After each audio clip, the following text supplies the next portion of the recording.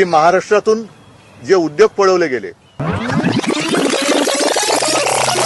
कर्तृत्वहीन नेतृत्व हे फक्त दोषारोप करतं, अफवांचा बाजार मांडतं.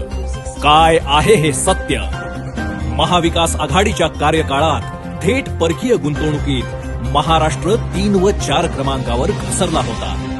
मात्र महायुतीच्या काळात थेट परकीय गुंतवणुकीत महाराष्ट्र देशात क्रमांक 1 वर आहे. यावर्षी देशातील एकूण परकीय गुंतवणुकीपैकी 52% गुंतवणूक फक्त महाराष्ट्रात झाली. महायुतीच्या काळात विविध उद्योग आले आणि महाराष्ट्रात एकूण 7,60,500 कोटी रुपयांची गुंतवणूक झाली. यातून जवळपास 2 कोटी तरुणांना रोजगार प्राप्त होत आहेत. त्यामुळे अफवांना बळी पडू नका, या खोटारड्यांना घरी बसवा, महायुतीला विजयी करा. भाजपा महायुती आहे तर गती आहे. महाराष्ट्राची